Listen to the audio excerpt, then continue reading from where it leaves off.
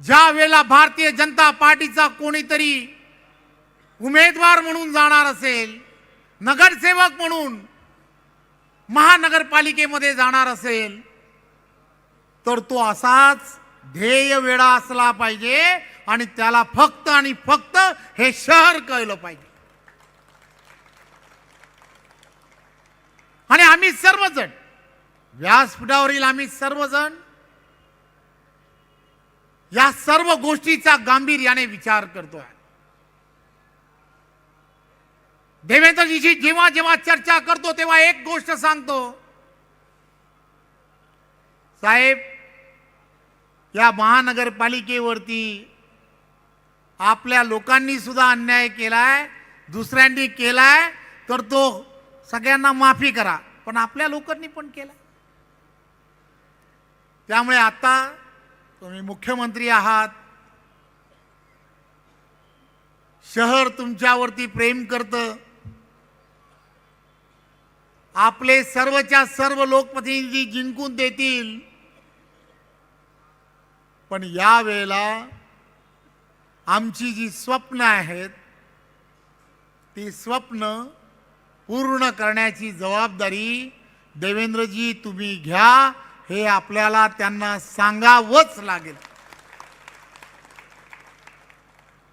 आणि ते नेहमी म्हणतायत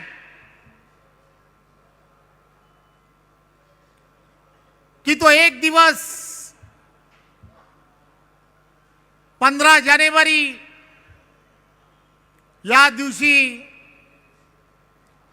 तुम्ही सर्वांनी कमळ लक्षात ठेवा, पुढील 5 वर्ष त्या शहराची, त्या सगळ्या लोकांची जबाबदारी ही देवेंद्र एकटा सांभाळेल, हे ते नेहमी सांगतात.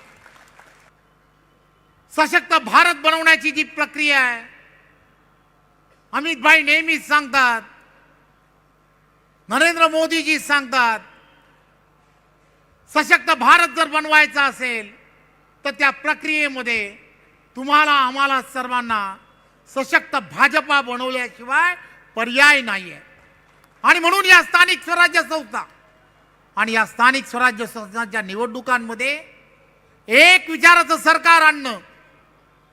केंद्रामध्ये एनडीएचं नरेंद्र मोदीजींचं सरकार आहे, राज्यामध्ये सुद्धा आदरणीय देवेंद्रजींच्या नेतृत्वातलं महायुतीचं सरकार आहे. अशाच पद्धतीने केंद्र आणि राज्याप्रमाणे त्या त्या स्थानिक स्वराज्य संस्थांमध्ये पारदर्शकपणे कारभार होणं हे फार गरजेचं आहे. आणि म्हणून माझी आपणा सर्वांना विनम्र विनंती आहे, या कार्यकर्ता मेळाव्याच्या माध्यमातून कार्यकर्त्यांनी पेटून उठून 15 तारखेपर्यंत प्रत्येक घराघरामध्ये जा, प्रत्येकाला हे समजून सांगण्याचा प्रयत्न करा की आपल्याला हे मतदान जे आहे ते राष्ट्राला परमवैभवाच्या दिशेने नेण्यासाठी आहे.